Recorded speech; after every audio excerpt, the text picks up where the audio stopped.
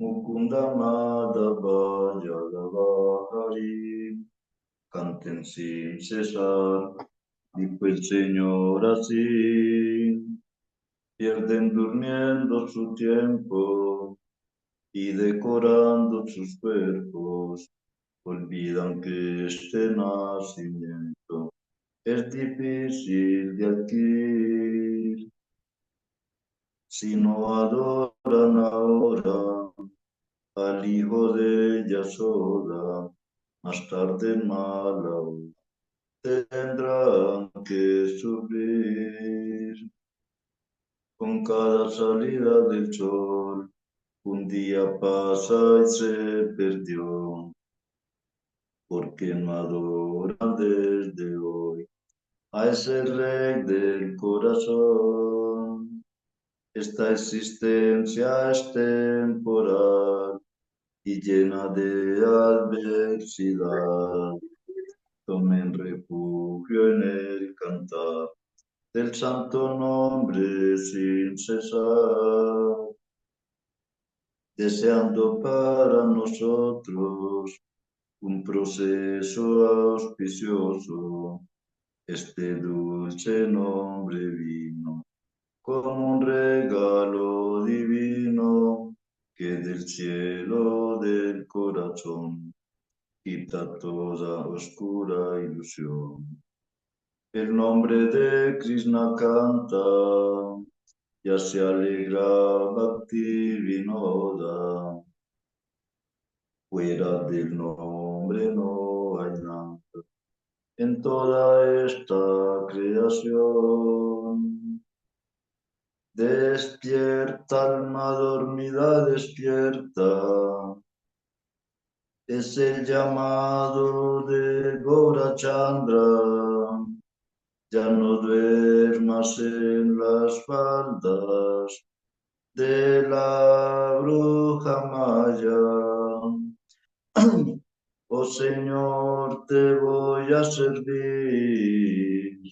Dijiste al venir aquí, olvidando tu palabra, solo has servido a Maya. A buscarte a ti he venido y a salvarte de este mundo. Fuera de mí que otro amigo, ya no tienes ninguno. Para acabar con Maya he traído un remedio especial. En nombre de Hari te pido que no dejes de cantar. Bhakti nos ha caído a los pies del Señor y el Harinam ha recibido este mendigo de amor. Hare Krishna, Krishna Krishna, Hare Hare, Hare Rama, Rama Rama, Hare Hare, Hare Krishna, Krishna Krishna, Hare Hare, Hare Rama, Rama Rama, Hare Hare. Nitai Gaura Haribol, Haribol, Haribol, Nitai Gaura Haribol, Nitai Gaura Haribol, Haribol, Haribol, Nitai Gaura Haribol, Gurudev, Gurudev, Gurudev, Jaya Jaya Jai Gurudev, Gurudev, Gurudev, Gurudev, Gurudev. Y ahí una vez más, saludos Ya, por mi querida familia Hare Krishna. Jai, Maharaj, reverencias. Hare Krishna, reverencia. Entonces, seguimos con el estudio del canto décimo del Srimad Bhagavatam. Estamos estudiando el advenimiento del Señor Krishna. ¿En qué texto quedamos?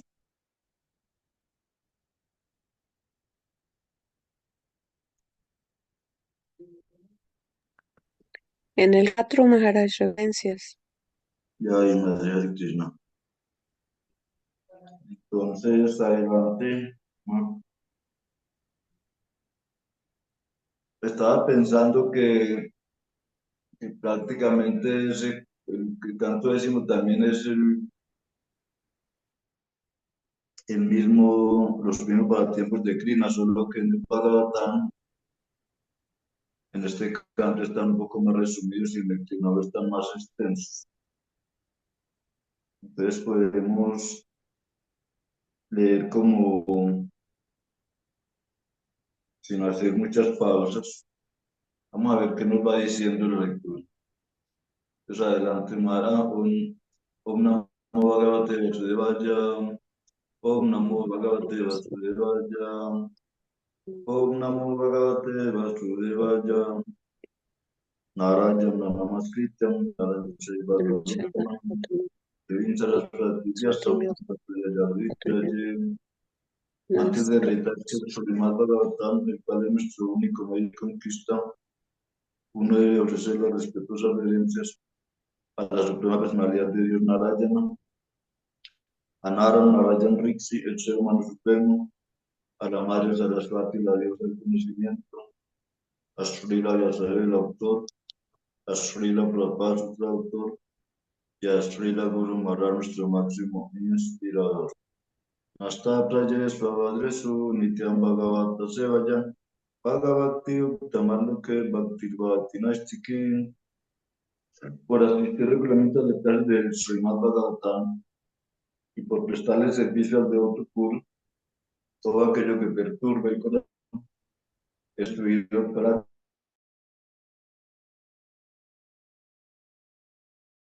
que le presta la suprema personalidad de Dios, quien es alabado con canciones trascendentales, se establece como un hecho irrevocable.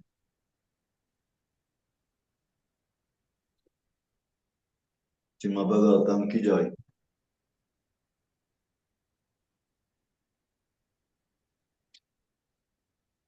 Entonces, adelante, madre, que usted va a leer hoy, madre Rohini. Sí, señor, reverencias. Panchakalpataruyascha, Pasinivacha, Patitanam Pavanavyo Vaishnavyo Namo Namaha. Voy a continuar con la lectura de los textos del 5 al 7. Vienen juntos. Entonces dice, a bordo de la nave de los pies del loto de Sri Krishna, mi abuelo Arjuna logró cruzar con otros el océano del campo de batalla de Kurukshetra, donde generales como Bhismadeva eran como grandes peces que podrían habérselos tragado sin ningún esfuerzo. Por la misericordia del Señor Krishna, mis abuelos cruzaron ese océano, que era muy difícil de atravesar, como si paseasen sobre la huella de un ternero. Cuando mi madre se entregó a los pies del loto del Señor Krishna, el Señor, empuñando el chakra Sudarsana, entró en su vientre y salvó mi cuerpo, el cuerpo del último descendiente que les quedaban a los Kurus y a los Pándavas, y que estaba a punto de ser destruido por la abrasadora arma de Ashvatthama. El Señor Sri Krishna, que por su propia potencia se manifiesta en las formas de tiempo eterno, es decir, como Paramatma y como Virat Rupa, dentro y fuera de todos los seres vivos corporificados, dio a todos la liberación, bien en la forma de una muerte cruel o bien en forma de vida. Por favor, ilumíname, explicándome sus trascendentales características. Significado. Como se explica en el Srimad Bhagavatam 10, 14, 58, Samasristaye Padam Palava Plavam Mahat Padam Punjayaso Murare Babam Budirvatsa Padam Param Padam Padam Padam Yadvi Padam Natesam. Para quien ha subido al barco de los pies del loto del Señor, que es el refugio de la manifestación cósmica y es famoso con el nombre de Murari, el enemigo del demonio Mura, el océano del mundo material es como el agua que cabe en la huella de un ternero. Su objetivo es Param Padam, Vaikunta, el lugar donde no hay miserias materiales y no el lugar en que hay un peligro a cada paso. Quien se refugia en los pies del loto del Señor Krishna recibe inmediatamente la protección del Señor. Aham tuam sarva papavibhyo mokshayishyami ma suchaha. Es la promesa del Señor en el Bhagavad Gita 18:66. Yo te liberaré de toda reacción pecaminosa, no temas. Quien se refugia en el Señor Krishna alcanza la protección más segura. Los Pándavas, por ejemplo, se refugiaron en los pies del loto de Krishna y todos ellos gozaron de plena seguridad en el campo de batalla de Kurukshetra. Por esa razón, Parikshit Maharaj se sentía moralmente obligado a pensar en Krishna en los últimos días de su vida. Ese es el resultado ideal del cultivo de conciencia de Krishna ante Narayana Smriti. Si en el momento de la muerte podemos recordar a Krishna, nuestra vida habrá alcanzado el éxito. Parikshit Maharaj se sentía tan endeudado con Krishna que con gran inteligencia decidió pensar constantemente en él durante los últimos días de su vida. Krishna había salvado a los Pándavas, los abuelos de Maharaj Parikshit, en el campo de batalla de Kurukshetra, y había salvado también al propio Maharaj Parikshit del Brahmastra de Ashvatthama. Krishna actuó como el amigo y deidad adorable de la familia Pándava. Además, y aparte de su contacto personal con los Pándavas, Krishna es la superalma de todas las entidades vivientes y concede la liberación a todos, incluso a los que no son devotos puros. Kamsa, por ejemplo, no tenía nada de devoto, pero Krishna, después de matarlo, le dio la salvación. Ser consciente de Krishna es bueno para todos, devotos puros y no devotos. Esa es la gloria de la conciencia de Krishna. ¿Quién, teniendo en cuenta esto, dejaría de refugiarse en los pies del loto de Krishna? Este verso explica que Krishna es Maya Manusya, porque desciende en forma de ser humano. Él no viene porque esté obligado a hacerlo, como los karmis o como los seres vivientes en general, sino que desciende en verdad de su propia energía interna. Sambhavami Atma Mayaya, solo para mostrar su favor a las almas condicionadas. Krishna siempre está situado en su posición original, Sachitananda Vigraha, y todo el que le ofrece servicio también se sitúa en su identidad espiritual original, Svarupena Vyavastiti. Esa es la perfección más elevada de la vida humana. Ya. Ya, ay, madre, qué bonito. Pero el repaso lo está recordando los de ayer, o ya comenzó hoy. No, maestro, perdón, no entendí su pregunta. ¿Está repasando algún texto de ayer o ya comenzó los textos de hoy? No, comencé con los textos de hoy porque vinieron juntos tres. Ah, bueno. Sí, fueron del 5 al 7, maestro. Fueron 5, 6 y 7.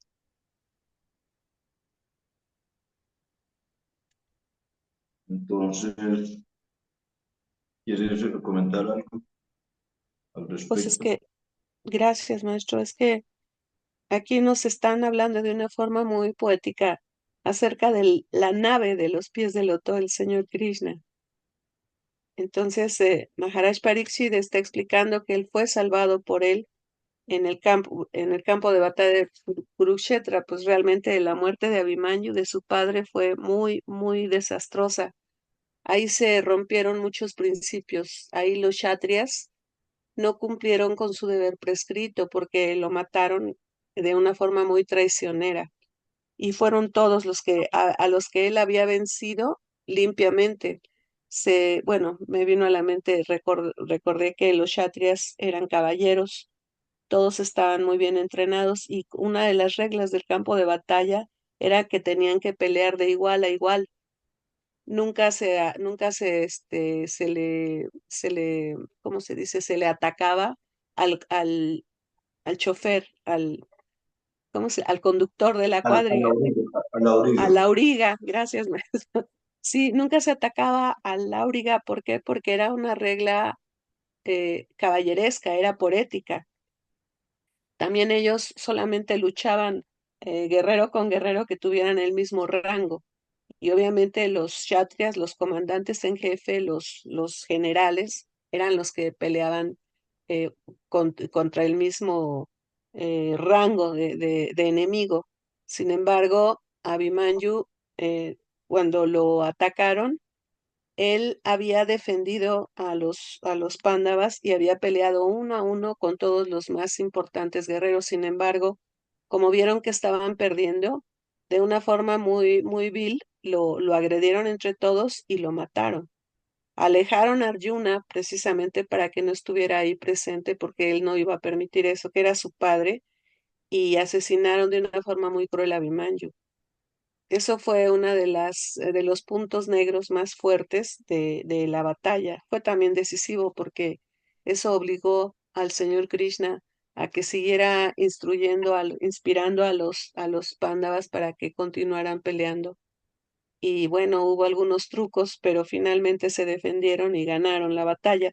Pero a lo que voy, maestro, es a que aquí Parikshit, que está con la necesidad de alabar y de recordar a Krishna. Aquí está haciendo un pequeño repaso acerca de todo lo que ocurrió cuando él fue defendido, ¿no? Del arma de Ashwatthama, del Brahmastra ese tan horrible que dicen que tenía la potencia, que tiene la potencia de 3 bombas nucleares.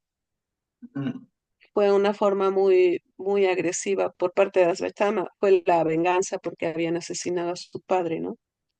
Pero bueno, hay muchos pasatiempos en el Mahabharata, muchas enseñanzas, pero aquí básicamente Parikshit está explicando que, pues que el Señor Krishna se manifiesta en las formas de tiempo eterno, como Virat Rupa.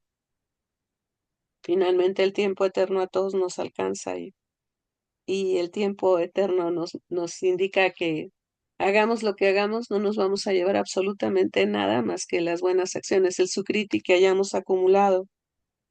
Entonces, si uno continúa cultivando conciencia de Krishna, pues lo ideal es que en el momento de la muerte lo recordemos. Como siempre, el pasatiempo de Ayamila siempre nos remite a ese tema. Aunque lo haga uno de forma muy burda, recordando su santo nombre, puede uno liberarse. Claro que no es ese el tema con nosotros. Si estamos aquí es porque queremos hacer algo diferente, ¿no? No esperar a que nos toque la muerte para decir su santo nombre, ¿no? Es muy lindo. En fin, aquí también nos dice que Krishna tenía el contacto personal con los pándavas. O sea, él era su amigo, su bienqueriente, su primo. En el Bhagavad Gita ya se manifiesta como el guru, como el maestro. O sea que a lo largo de toda esta explicación, lo que nos está comentando, bueno, yo siento que lo que nos está comentando Parikshit es que el Señor se manifiesta en todas las formas posibles, siempre por su misericordia, nos está regalando todos sus beneficios, su amor, su afecto, su calidez, y desgraciadamente em, casi nunca lo podemos entender. Entonces, uff, qué difícil es esto de entender que el Señor es Sachitananda Vigraha, que está lleno de bienaventuranza, de conocimiento, de eternidad, y que nosotros solamente somos una parte ínfima, somos un granito de arena, en un granito de polvo, en el, en su vasto océano. Lo que más me gustó es pensar que estamos embarcados, que estamos en una nave, y como siempre, a los pies del loto del Señor Krishna, y como siempre, esperando que los maestros espirituales nos den esa misericordia y nos regalen ese conocimiento y nos ayuden en el avance espiritual y en la inteligencia espiritual para poder entender un poquitito de todo esto que se nos está dando como herramienta para poder avanzar en la vida espiritual, maestro. Gracias. Ya, madre, muchas gracias. Un detallito acá importante es que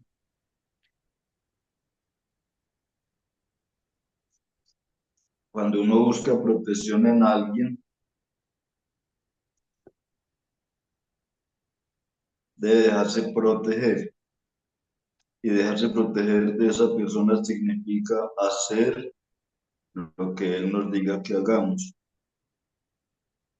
Si por lo menos uno le está huyendo a un enemigo y llega donde un amigo y le pide refugio, le pide protección, el amigo le dice, escóndase aquí. Y cuando yo le avise, salga. Mientras yo no le avise, no vaya a salir porque corre peligro. Entonces buscarle, aceptar un refugio significa obedecerle a la persona que nos está ofreciendo el refugio. Entonces, cuando se habla aquí cuando se compara el mundo material con un océano, o se compara el campo de batalla con un océano, uno no se imagina ni siquiera, a pesar de que hemos escuchado tanto, uno ni siquiera se imagina qué peligros hay en el océano. Por ejemplo, el pez timinguilo, eso no lo conoce la gente del mundo. El pez timinguilo solo lo escriben los Vedas, pero hasta ahora solamente se conocen los tiburones y las ballenas, pero el pez timinguilo no es conocido en el mundo. Pero no significa que no exista, porque además que tal vez no lo han descubierto. Entonces, en forma similar, quiero leer un verso del Bhagavad Gita, capítulo 12, texto 6 y 7, que dice, pero para aquellos que me adoran a mí, entregándome todas sus actividades y consagrándose a mí sin desviarse, dedicados al servicio devocional y, y meditando siempre en mí,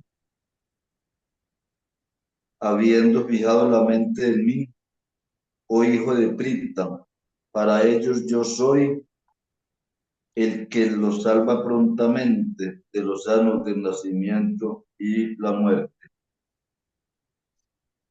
Entonces quería recalcar un temita que a veces, a veces los veas a uno lo engañan también, porque como son tan floridos, entonces a veces uno escucha muchos temas y de acuerdo a nuestro estado de conciencia vamos a sentir atracción hacia ciertos temas. Entonces hay muchas historias y muchos ejemplos de casos en que muchas almas han alcanzado la liberación, pero no podemos ilusionarnos con esto, porque la liberación sí es importante, pero no significa que ya lo hayamos alcanzado todo.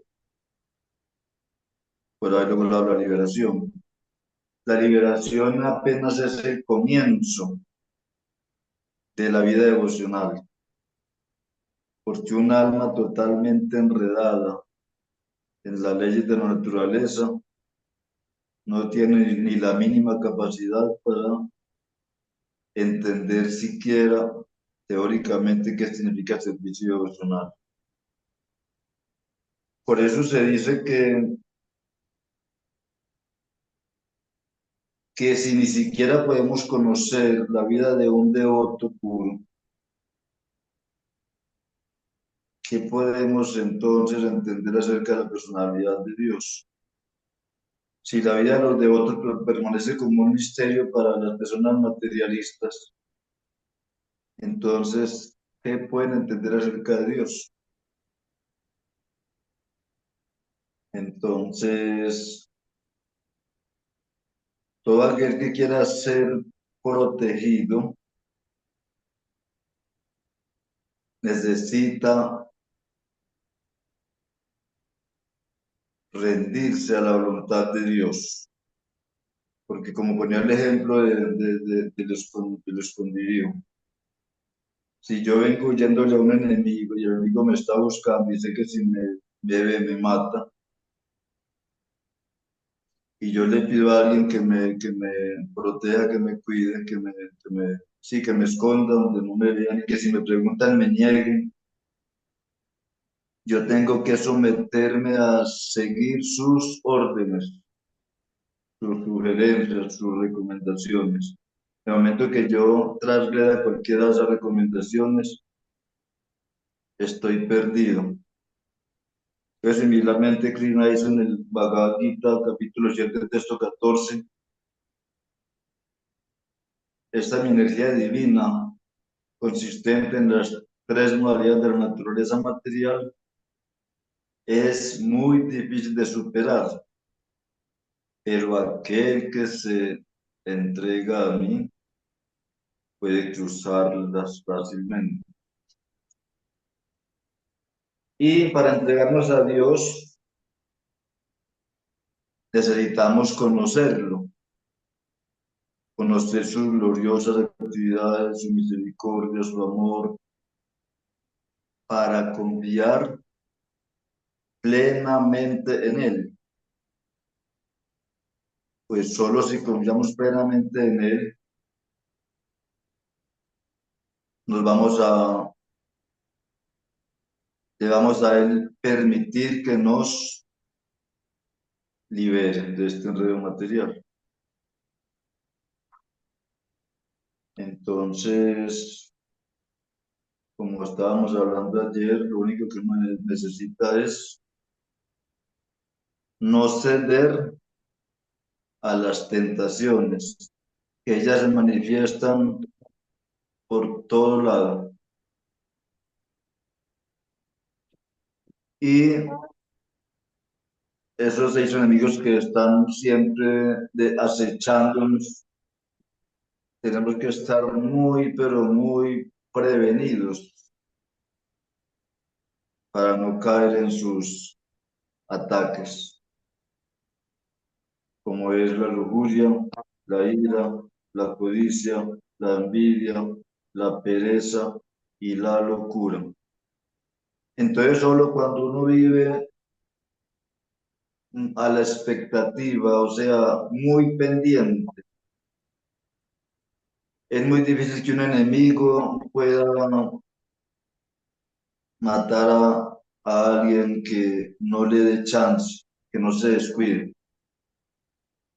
Entonces, similarmente nosotros, si nos descuidamos,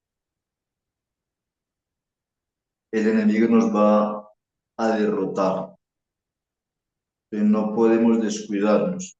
Y la única manera de no descuidarnos es estar siempre recordando a la personalidad de Dios.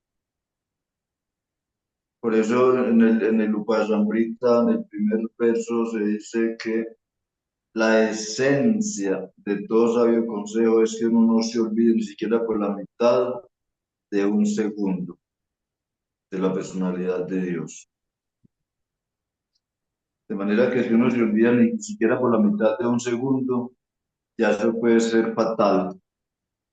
Uno puede irse al abismo. Cuando alguien va caminando por un camino peligroso, donde hay caminos donde hay abismos a derecha e izquierda, De manera que en un segundo de descuido uno puede irse al abismo. Entonces, similarmente, el abismo que nos acecha es perder la oportunidad de llegar al mundo espiritual. Y por eso tenemos que caminar como parados en una cuerda floja. Tenemos que estar muy, muy, muy sigilosos. Y la única manera de estar sigilosos es que siempre recordemos los santos nombres de Dios. Estaba leyendo ahorita un poquito sobre la muerte de Putana, que más adelante vamos a llegar allá.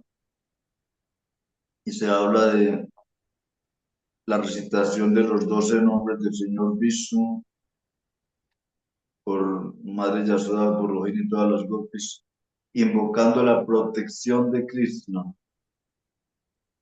Entonces, como ya sabemos que Krishna es el supremo, que Krishna es el absoluto y que él no necesita protección de nadie porque él mismo se autoprotege,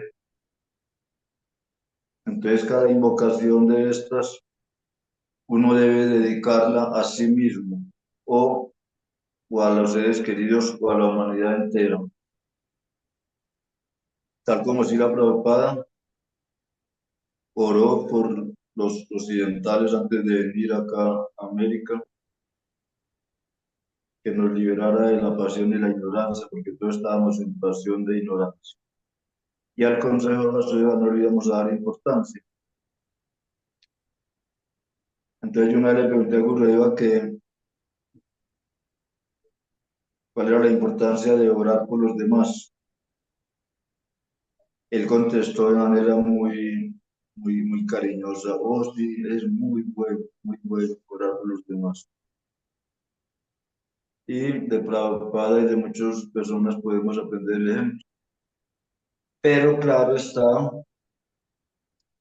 que la oración por los demás los va a ayudar, pero no totalmente. La ayuda es que ellos van a tener la capacidad de entender un poquito la ciencia de Dios y se vayan encaminando. Un niño de brazos vive tranquilo en el regazo de su madre, pero cuando él comienza a crecer ya tiene que defenderse solo. Entonces, Guru Maharaj también en una ocasión en la conferencia decía que ponía el ejemplo comparando a sus discípulos con niños. Decía que nosotros éramos niños, éramos como niños, y que los niños eran muy lindos y todo el mundo los admira, pero si el niño no crece, se vuelve un problema. Se espera que el niño crezca y se defienda solo, no todo el tiempo estar en el regazo de la mamá. Entonces, similarmente nosotros como afortunados discípulos de nuestro querido maestro espiritual, no podemos seguir siendo niños. Tenemos que crecer y defendernos solos. Y ese crecimiento no es físico, ese crecimiento es espiritual. Y también él dijo que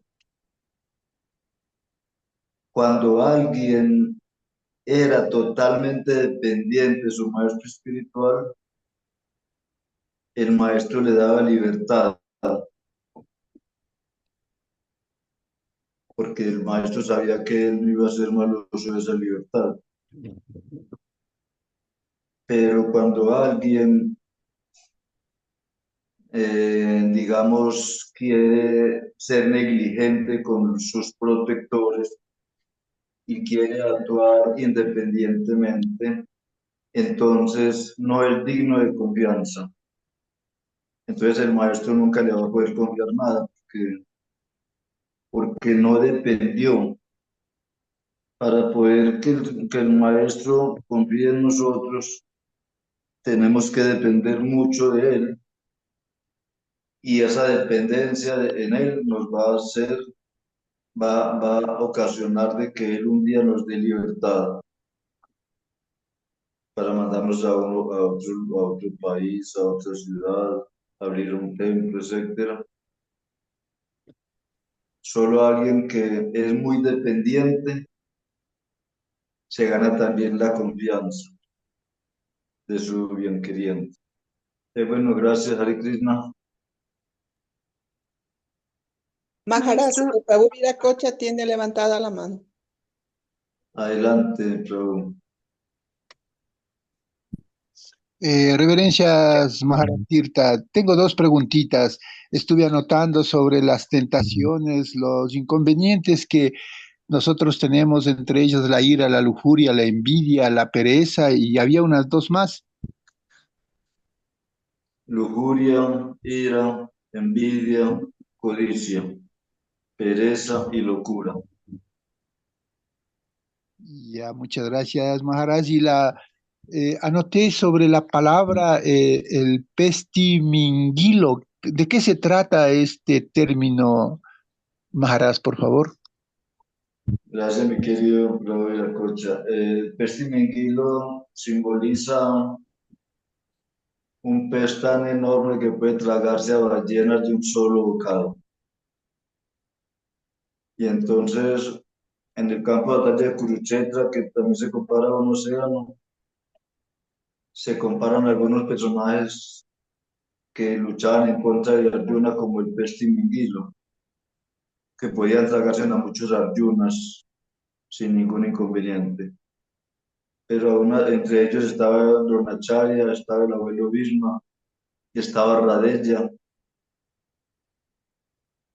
estaba Swatama, y aún así, por la gracia de Krishna, Arjuna pudo salir victorioso de este campo de batalla. ¿Pero por qué? Porque Arjuna dependió 100% de Krishna. Ese es el ejemplo predilecto que todos debemos copiar. Nosotros debemos aspirar a depender 100% de la voluntad de Krishna. Arjuna siempre hizo lo que Krishna le dijo. Igualmente hay discípulos que siempre hacen lo que el maestro les dice. Entonces solo así hay garantía de avanzar espiritualmente. Pero si uno actúa caprichosamente, como es la tercera ofensa, ¿no? Tercera ofensa es desobedecer al maestro espiritual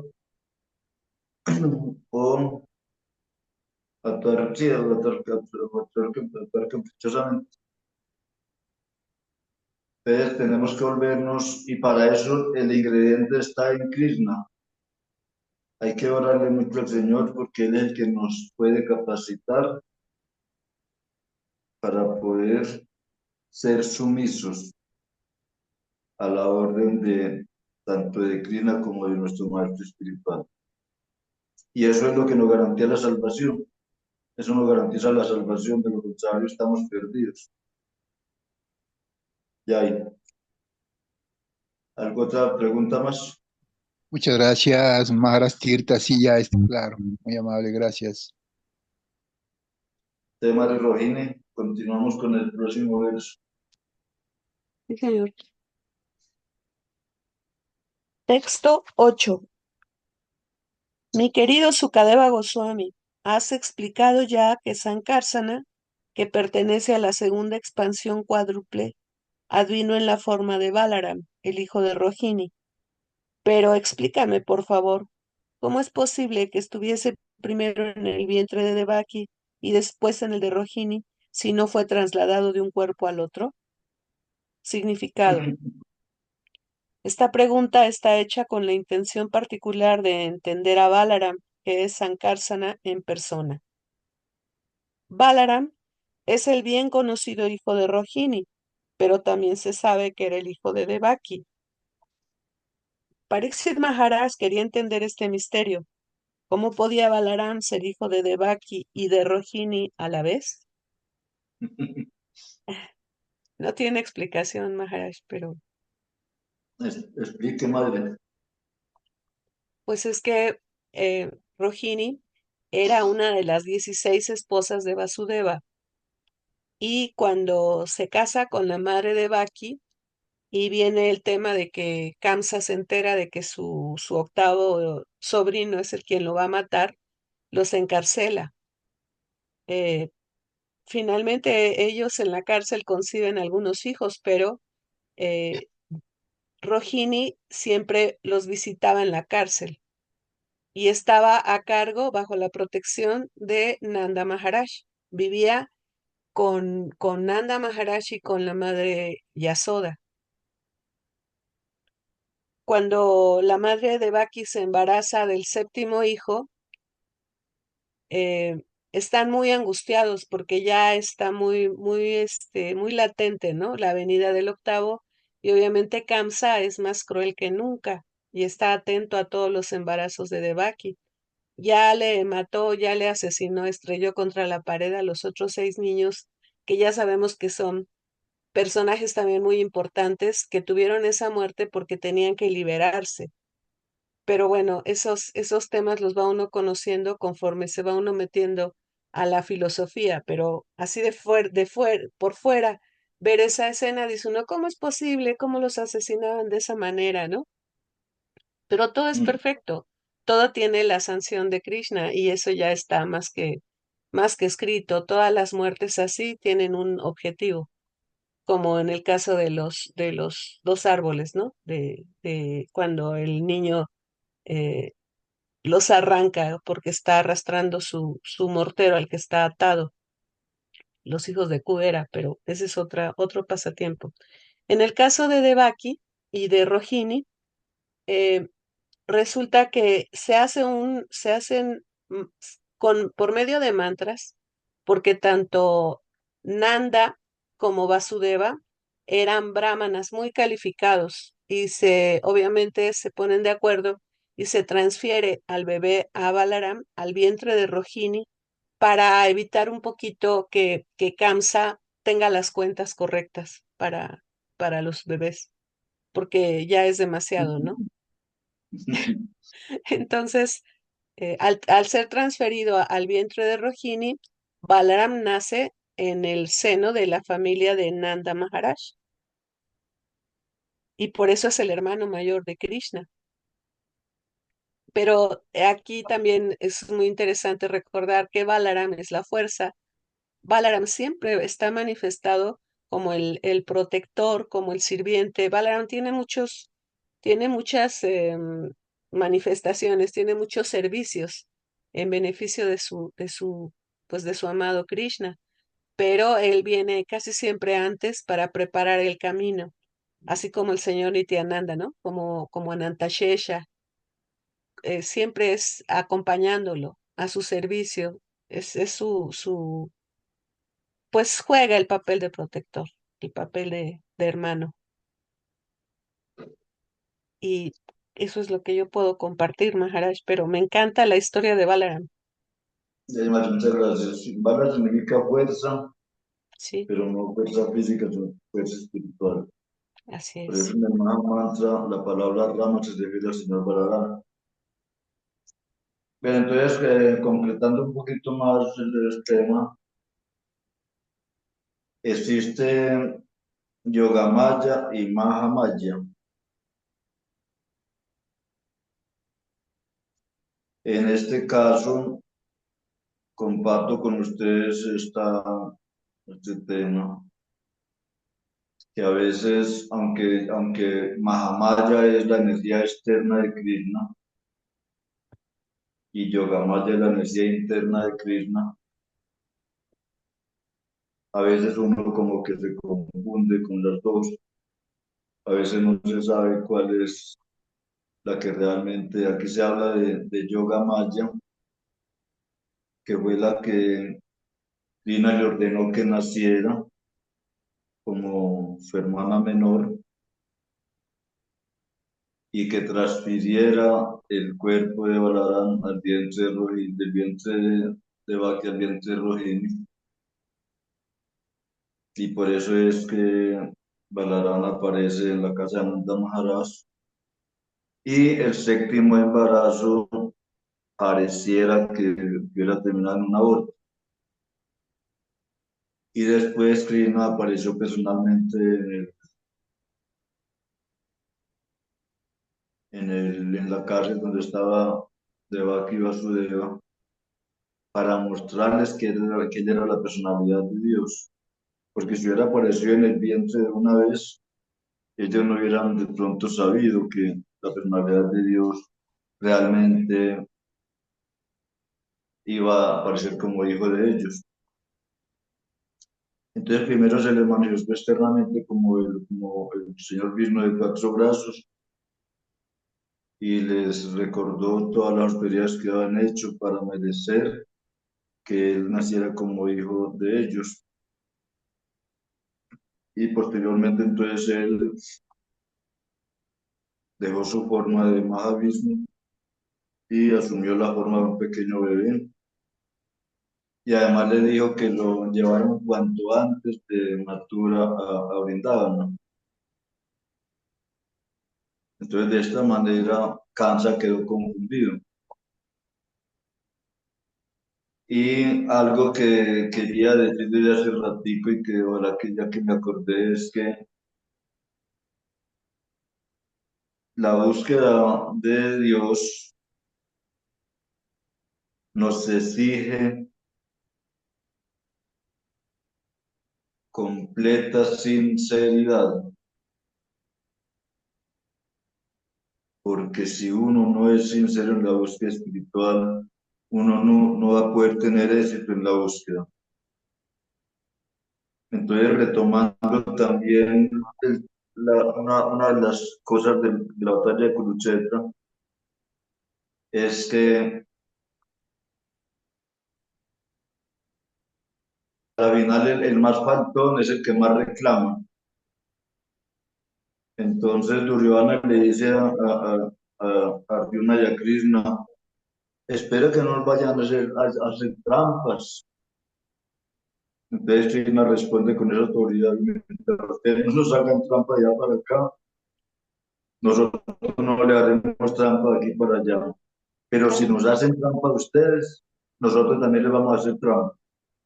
Y las trampas comenzaron de allá para acá, desde el lado de Duryodhana hacia los Pandavas y hacia Krishna. Entonces Krishna también comenzó a hacerle trampas a ellos. Y una de las primeras trampas que tramó Duryodhana fue tomar preso a Yudhishthira como un prisionero de guerra. Y si él lograba tomarlo como prisionero de guerra, todos los pandas tenían que volverse esclavos de él. Entonces imagina de qué mentalidad tan infernal. Entonces, Krishna ya comenzó a hacerles trampa y a la larga se puede decir de que para ganar la guerra, Krishna y los Pándavas la ganaron fue con trampas. Aunque Krishna no necesita hacer trampas, pero como eso era lo que los otros merecían, entonces Krishna les hizo trampa. Entonces, de igual manera, nosotros si queremos avanzar espiritualmente, tenemos que ser lo más sinceros posibles, porque de lo contrario no podemos avanzar espiritualmente. Ya, Dandas.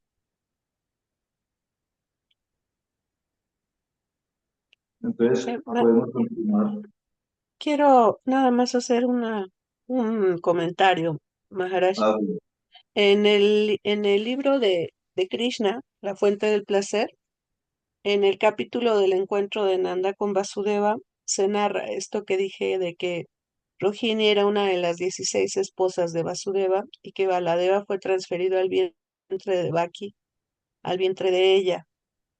Em, Aquí también estoy checando que yo dije que los dos, Vasudeva y Nanda, eran brahmanas, no es cierto. Vasudeva era un kshatriya y Nanda Maharaj era un vaishya. Entonces aquí nos dice en la traducción de Srila Prabhupada que como deber de los kshatriyas es el proteger a los ciudadanos, a la humanidad en general, y la protección de las vacas está a su cargo. Las vacas son tan importantes como los ciudadanos y a estas se les debe proporcionar todo tipo de protección, al igual que se les proporciona a los ciudadanos que son seres humanos. O sea, eh, quise hacer este comentario porque finalmente Nanda era muy misericordioso y aunque no sabía que Krishna no era su hijo, bueno, entre paréntesis, ¿no? Porque todos ellos son sabios. Supongo que por ser sirvientes de Krishna, por ser sus bien querientes, de alguna manera una, tienen una intuición muy fina, ¿no? Pero aquí Balaram era su hijo y lo veía como tal, aunque era hijo de Vasudeva. Sí, los crió como hijos suyos también. Sí, es muy interesante leer este capítulo del encuentro de Nanda y Vasudeva porque trae cosas muy interesantes. Ahorita que usted decía que en el capítulo 10 y en el canto 10 y y obviamente el de Krishna, que es la fuente de las encarnaciones, viene más explicado o con un poquito más de información. Vale la pena que pudiéramos los que tenemos el libro y los que no, pues hay que buscarlo en el Veda base, poderlos ir empalmando para que tuviéramos un poquito más de información, ¿no? Para que fuera más amplia el entendimiento. Mm, pues se dice lo mismo, solo que aquí del décimo canto pues, está un poquito más resumido Sí, y en el otro está un poquito más extenso, pero el tema es lo mismo. sí, Ya con señor. ya con la explicación que nosotros dimos, creo que por ahora sea suficiente. Sí, señor. Ya si alguien quiere profundizar más, se le puede recomendar para que lo lea Sí, personalmente. señor. El Prabhu Viracocha tiene su manita nuevamente levantada. Sí, Maharaj, por favor, reverendo, muchas gracias y a todos los que están en la sala. Estando escuchando esto, me confundí un poco. Sabemos que el octavo que nace en prisión y que el demonio que era su tío quería matarlo. Entonces, en este paso es lo que me confundo. La madre Yashoda viene a ser la madre, no digamos la madre final, si es que se quiere. Eh, ¿Cómo es este traspaso, no? Que hizo dentro de prisión. Si fuera tan amable, Maharaj, en dos palabras, y a pesar que ya le he escuchado unas dos veces, pero en esto me confundí con esto del nacimiento de Balaram y de la madre Rohini y de Devaki. Por favor, tenga la bondad, Maharaj, de explicarme un poquito.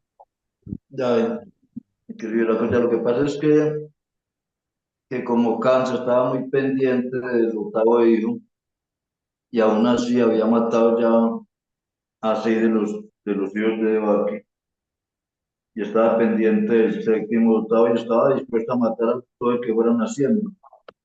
Entonces cuando quedó, como cuando Devaki quedó embarazada por séptima vez del señor Balarama, entonces Krishna le pidió a Yogamaya que apareciera en la tierra y que transfiriera a Balaram del vientre de Devaki al vientre de Rohini. Pero eso fue, digamos, algo místico, algo que nadie podía verlo. Nosotros ahorita, porque escuchamos la narración de los Vedas, nos estamos dando cuenta.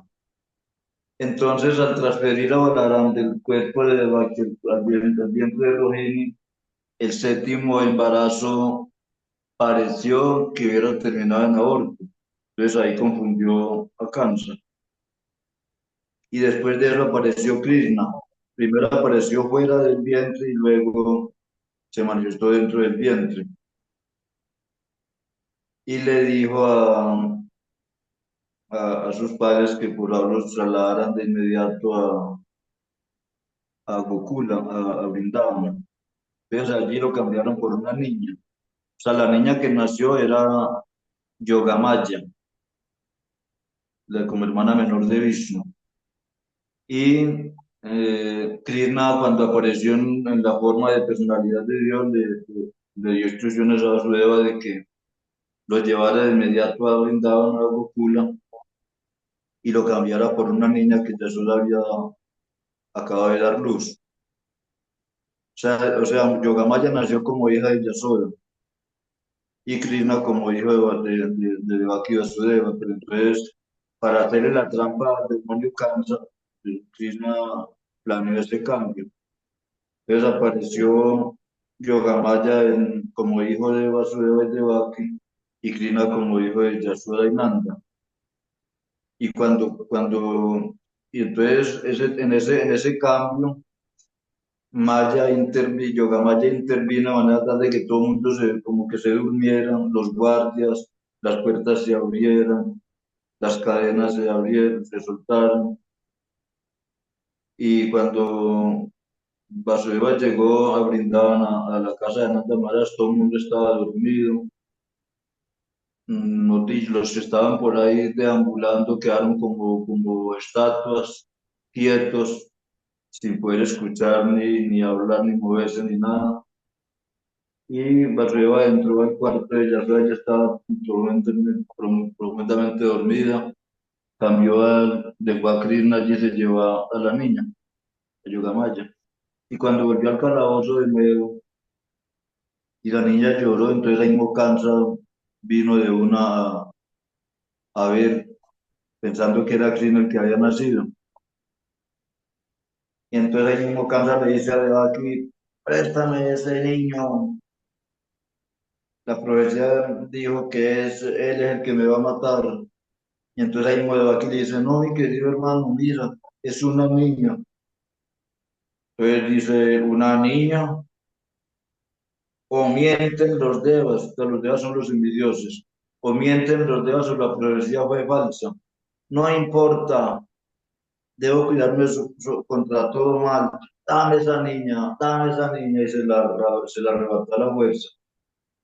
Y apenas la tuve en la mano, la quiso estrellar contra el piso, y enseguida Yogamaya se elevó hacia las alturas y apareció con 10 brazos, con 10 manos, con 10 brazos y cada brazo una armadura. Y le dice, Cansa, eres un gran necio, ¿piensas que puedes matarme? Aquel que está destinado a matarte ya está en alguna parte de Vrindavan, de Gokula. Y entonces ahí es donde Kansa empieza a contratar demonios para que mataran a todos los niños menores de 10 días para que ahí cayera Krishna. Y a la larga, pues, a Krishna, ¿quién lo va a matar? Si él es la vida de todo cuanto vive. Todo lo que hace el alma condicionada en contra de Dios es una total ilusión. Pero lo correcto es que más bien nos entreguemos a Él con sinceridad y no pensemos hacer nada independiente de Él. Y ahí, mi querido, yo creo que se quedó resuelta la pregunta, ¿cierto? Javier Cocha. Sí, solo esta última partecita. Se dice que Devaki es la madre de Balaram, pero también en esta parte quiero que me aclare también, por favor, Maharaj. Devaki, Es madre. madre de los dos, de Krishna y Balaram. Balaram nace como el hermano mayor y Krishna como hermano menor de Balaram. Y todos dos son hijos de madre de Bhakti, pero aparecen como hijos de madre Yasoda. Pero Ese es como ese es como la trampa o el misterio sí, es como la trampa que le hace Krishna al demonio Kamsa para confundirlo. ya, pero es al mismo tiempo, Maharaj, este acontecimiento o pasa un tiempo, porque se supone que si es hijo mayor, entonces estamos hablando de que, hablando en este tiempo, ¿no? Después de 9 meses, o todo se da místicamente al mismo tiempo. Pues analizándolo desde el punto de vista humano,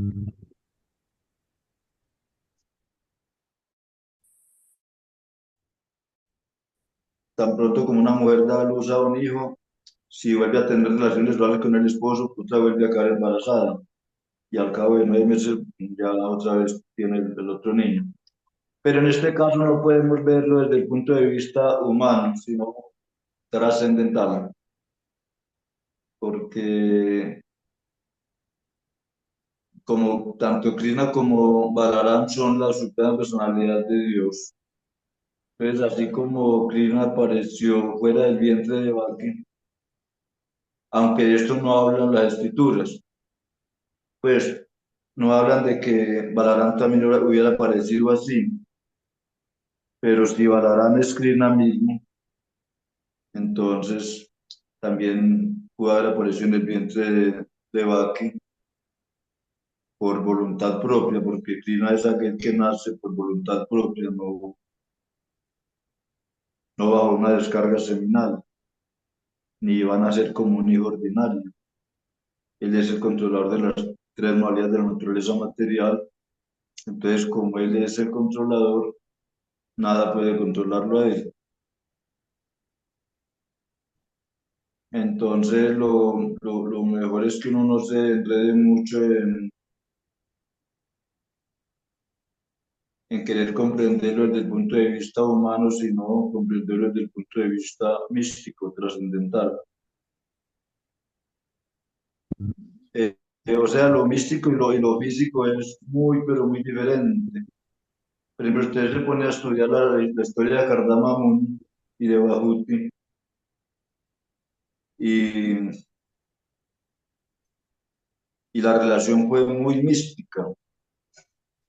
Kardama Muni, cuando iba a estar íntimamente con Devahuti, se expandió en 9, y cada uno de los 9 tuvo relaciones sexuales con Devahuti, y ella tuvo 9 hijas, y no fue cada año una, fue en el mismo momento, tuvo 9 hijas.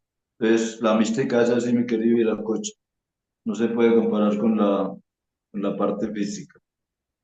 Entendido ahora, Maharaj. Le agradezco muchísimo. Gracias, Ya, Maharaj. ya, Krishna. Hare Krishna.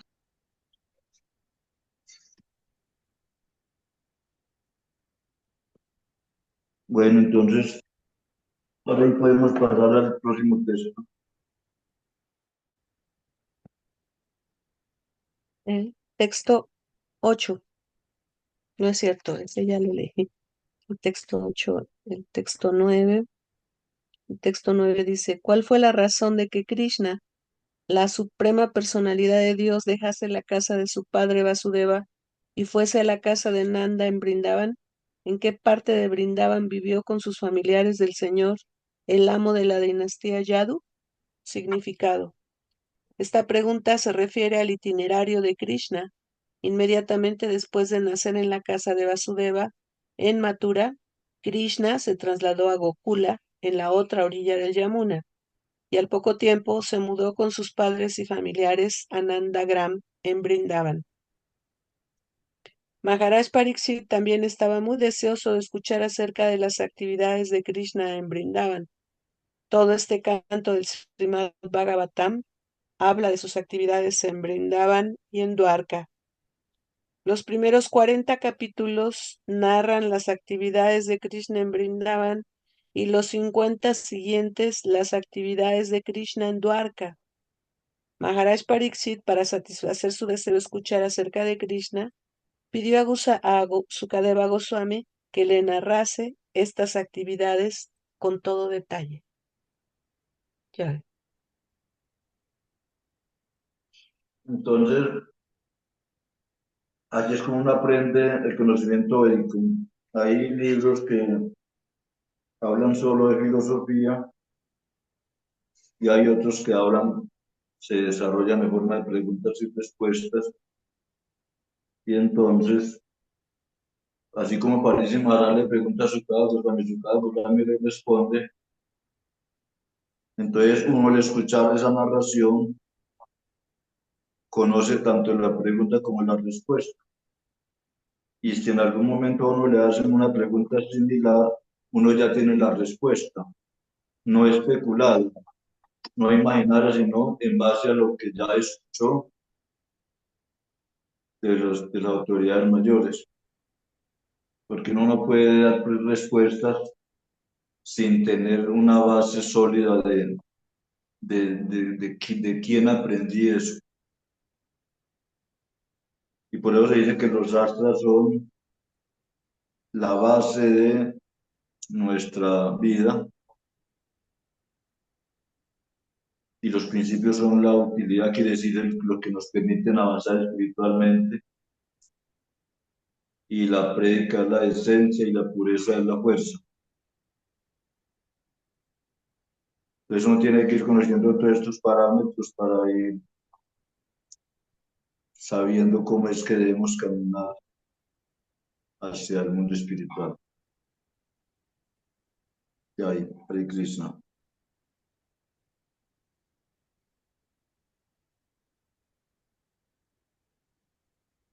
Continúo con el texto 10, Maharaj. Bueno, maestro, pero El señor Krishna vivió en Brindavan y en Mathura. ¿Qué hizo en esos lugares? ¿Por qué mató a Kamsa, el hermano de su madre? Eso no se aprueba en absoluto en los astras. Significado. Un tío materno, un hermano de la madre, está al mismo nivel que el padre. Si un tío materno no tiene hijos, su heredero legal será su sobrino. ¿Por qué razón entonces mató Krishna con sus propias manos a Kamsa, el hermano de su madre? Maharaj Pariksit sentía mucha curiosidad en relación con esto. Ya.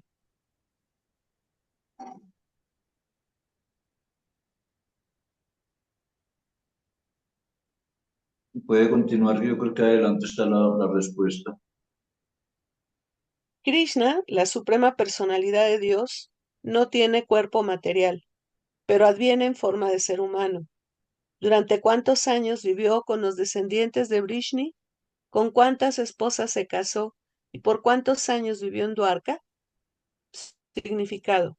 Hay muchos pasajes en los que se dice que la suprema personalidad de Dios es Satchitananda Vigraha, es decir, que posee un cuerpo espiritual y bienaventurado. Su aspecto físico es Narakriti, es decir, exactamente igual al de los seres humanos. Las palabras Manusama Ritya de este verso, que indican que él adopta un cuerpo exactamente como el de los hombres, confirman la misma idea. En todas partes se confirma que Krishna no es Nirakara sin forma. Él tiene forma y en esa forma es exactamente como la del ser humano. De ello no hay menor duda. Ya. Y ese es otro tema importante que bien se manifiesta, como las escrituras dicen, tanto la Biblia como los Vedas, de que nosotros somos hechos a imagen y semejanza de Dios. Entonces si nosotros tenemos estos cuerpos, por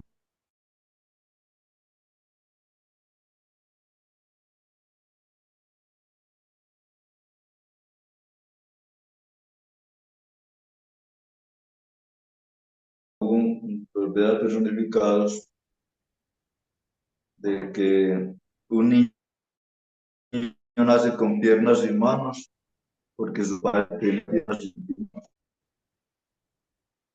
Mira, si no tiene piernas, brazos, porque tiene que